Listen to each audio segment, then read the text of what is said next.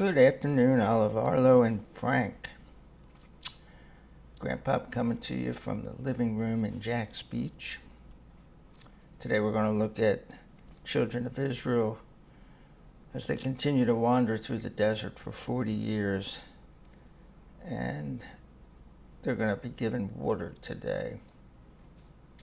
Water is something that we're getting a lot of here. We're in the midst of Hurricane Debbie, which is actually on the west coast right now, above Tampa. But it's moving this way, and we're out of the cone, but we're getting bands of water, just constant rain on and off. And that's going to go through tomorrow. So far, no damage, but hey. And it's my birthday, so we went out celebrating. Took us a while to find a place that we could sit and have a dozen oysters together and a beer. And grandmother got me a pedicure. So it feels good. It felt good having it done, and my toenails at least are cut. That's all I care about, that they're trimmed. So when the children of Israel left Egypt, they had plenty of air. There's three things that are essential to life that you can't live without. And in this order, they're air, water, and food, nourishment. So you cut off somebody's air circulation, they're going to live a couple minutes at the most. Without water, you can live several days. I don't know exactly, probably 2 weeks without water. I wouldn't want to try it. But I've fasted for, I think the longest one I did was 4 days. And drink some water, you'll lose some weight, your body will change, but you can survive. I mean, Jesus went out and fasted in the desert for 40 days, and that's the classic length of a fast. So when they got out there into the wilderness, started wandering around, they had plenty of air, but they were given food because they didn't have plenty of food. Now, they had livestock with them, but they were intent that the original plan was that they were supposed to go right to the promised land. But they messed up. We'll talk about that. They haven't messed up yet, but they're going to mess up. So it's not like they can just set up camp and start butchering animals, and eventually they're going to run out of the flour that they need to make their bread and stuff like that. They're not going to be able to stop and plant stuff. Not going to be able to trade with other people.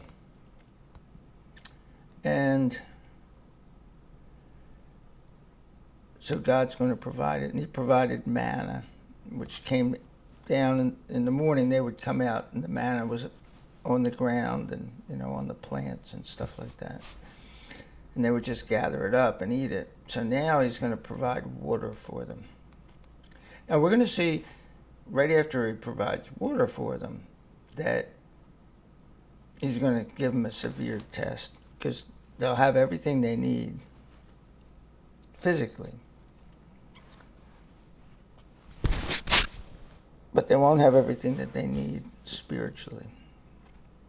And God tests us from time to time. So we're in the 17th chapter of the book of Exodus, and it says, the whole community of the Israelites traveled on their journey from the wilderness of Sin, according to the Lord's instructions, and they pitched camp in Rephidim. Now, sin isn't like, oh, you're a sinner, so you live in sin. Not that kind of sin. This is like they're going on the way to Mount Sinai, Sinai, and this is Sin, so they're the same root word. I don't know what sin means, and I don't know what Rephidim means. I know that it's the plural of something, so it's more than one Rafid, I guess.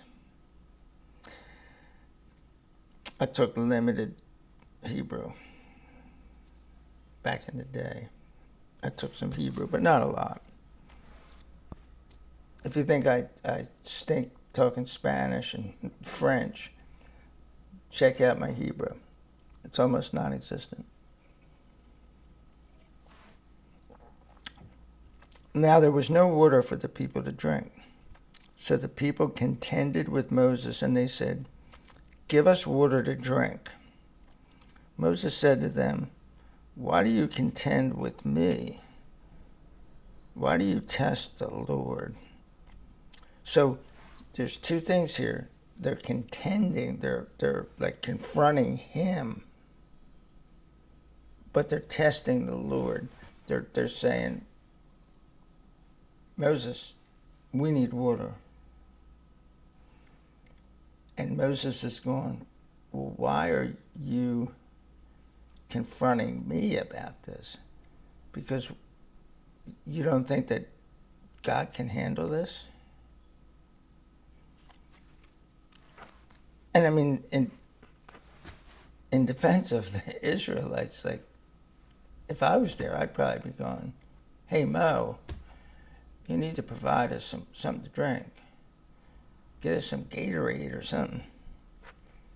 We're parched. We're out here in the desert."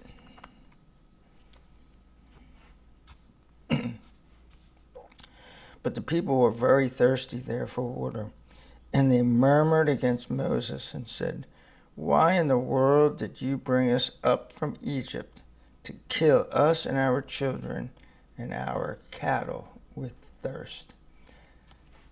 So now they're forgetting once again, Moses didn't bring them there, and God did. When God went to them, he's like, "The God of your ancestors sent me to you, and this is what's supposed to happen." And they saw all these miracles. What was it? 12 miracles, plagues on the Egyptians. And they're like, "Yeah, now you need to show us. You need to show us something. Give us something to drink." It's like they think he's a magician. Then Moses cried out to the Lord, "What will I do with this people? A little more, and they will stone me." And that was the death penalty back then. If you were sentenced to death, the people in the village would pick up these large rocks and just start hitting you on the head with them until you were dead. The Lord said to Moses, "Go over before the people. Take with you some of the elders of Israel, and take in your hand your staff with which you struck the Nile, and go. I will be standing before you there on the rock in Horeb, and you will strike the rock, and water will come out of it, so that the people may drink." And Moses did so in plain view of the elders of Israel. Now I want you to think about something. And there's a rock that they think might be this rock. It's split in two, and it's really large. We're not talking about a drinking fountain. We're not talking about the spigot, the hose on the side of your house. We're not talking about that. We're talking about 6 million people with their livestock. They all have to drink, and they're in the desert. They need a lot of water. They have camels and things like that, and camels just drink and drink and drink and drink. And then they can go for a week or so without drinking. But when they do drink, they drink a lot. He called the name of the place Massa and Meribah because of the contending of the Israelites and because of their testing the Lord, saying, "Is the Lord among us or not?" So,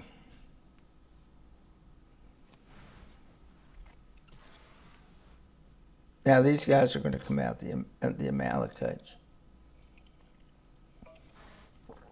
So they think when they get out of Egypt and they see the Egyptians drowned in the Red Sea, like, "Oh, well, this is cool. We're just going to hike on over to the Promised Land and be the land of milk and honey. Well, there's going to be some tests along the way. They were just testing God. But God's like, no, I'm the test giver, not you. You're not going to test me. So Amalek and the Amalekites hated the Jewish people for some reason. Down in the book of Esther, which is when they're in captivity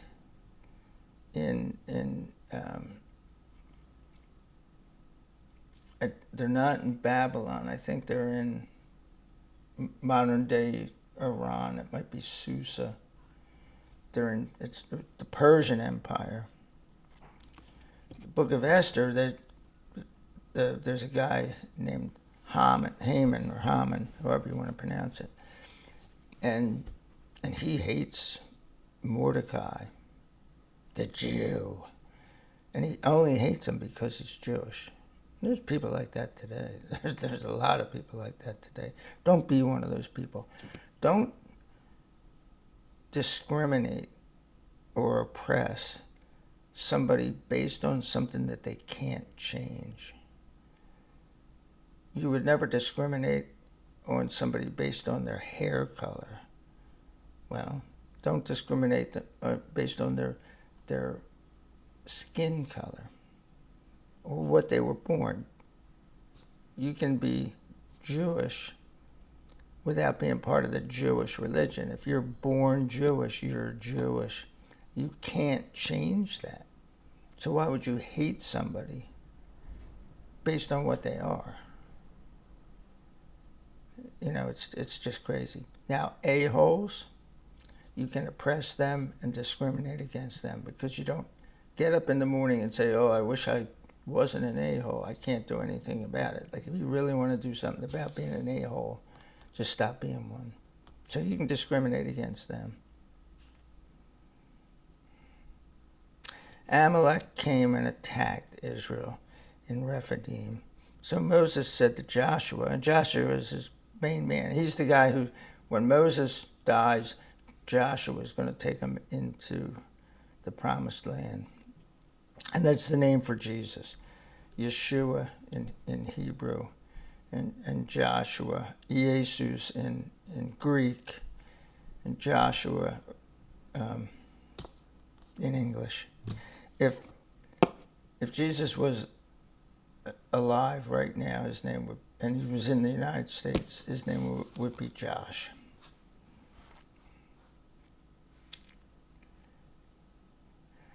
Choose some of our men and go out and fight against Amalek. Tomorrow I will stand on top of the hill with the staff of God in my hand.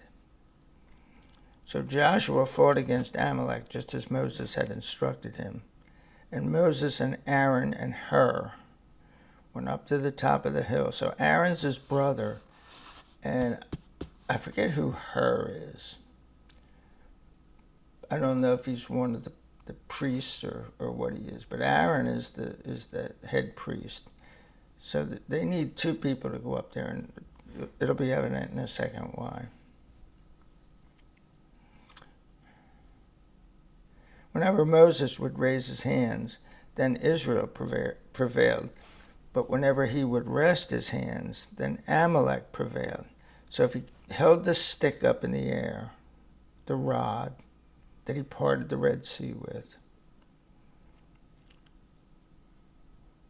then he would, they would beat the Amalekites.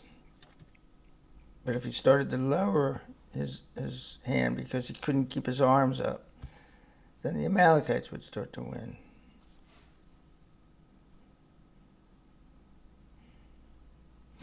When the hands of Moses became heavy, they're talking about Aaron and Hur, took a stone and put it under him. And Aaron and Hur held up his hands, one on one side and one on the other. So whenever his hands raised, the Israelites are going to win. And so it's a team sport. It doesn't say that Moses has to keep those arms up there, just that they have to be up there. So these other two dudes come up and they raise his arms up. So his hands were steady. It were steady until the sun went down. So Joshua destroyed Amalek and his army with the sword. The Lord said to Moses, "Write this as a memorial in the book and rehearse it in Joshua's hearing, for I will surely wipe out the remembrance of Amalek from under heaven." Moses built an altar, and he called it, "The Lord is my banner." And a banner is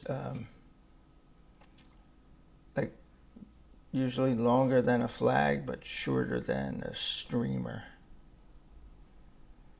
Those airplanes that fly along the coast over the oceans, and I'm sure in other holiday spots they fly and they have advertisements. Those are banners, those long flag-like things in the back.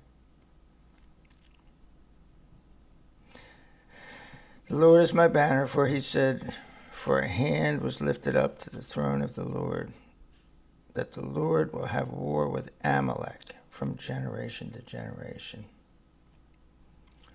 So next we're going to see Mo go to his father-in-law Jethro and get some advice. And then we'll continue from there. Till then, peace out.